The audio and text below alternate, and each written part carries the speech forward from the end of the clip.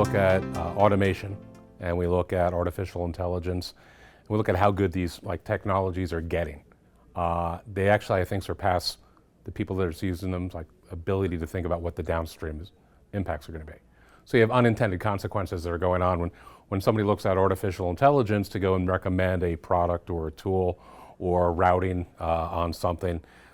They may have thought about an immediate issue or opportunity, but being able to answer something at scale, the impact on their business may be either extremely great, or more likely it's going to have a lot of unintended consequences, load up sell more orders than they could possibly sell, build, et cetera, or just send out more programs and just have a series of downstream impacts that are very negative to the company.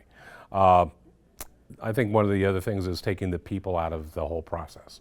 A lot of emphasis at companies had been for a while reducing headcount, reducing the number of people that are there, and you lose a lot of expertise, but also people understand people. It's not just that people are better at answering questions from people, but people have real empathy, not synthetic empathy that's kind of created with artificial intelligence and some of the new tools for sentiment analysis. People actually hear things differently. Technology hasn't gotten up to that speed yet. So you can tend to over-automate, make things too technical, and thereby frustrate people.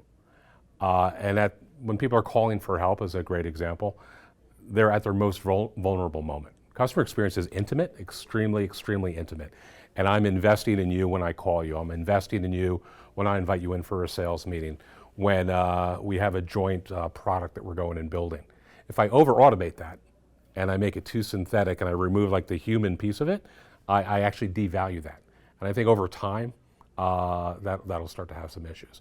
In terms of upside, there's a lot of routine types of things that people don't really think about when they think about AI and automation, which is everything now has a reminder, right? If I was supposed to do something and there was text in an email that I received, Google automatically sends me a reminder. Well, by the way, it looked like you were going to contact this person in 3 days, because this email's 3 days old.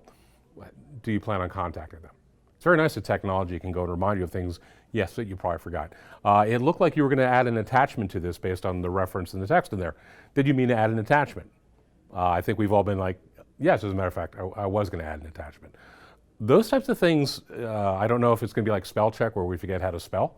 I hope not, but there are downstream implications of, am I going to forget some very simple, obvious things and the value of how I put them together. But the upside is, we should really strive for courtesy. It's probably going to be the biggest thing in customer experience, courtesy at scale. Courtesy means I have some sympathy and empathy with what you're doing and what you're really trying to accomplish. I'm not trying to get you off the phone. I'm not trying to sell you more product unless maybe the product I'm trying to sell may solve your problem better than the one the human could have thought of. Maybe they know an upcoming release is coming out, all those types of things.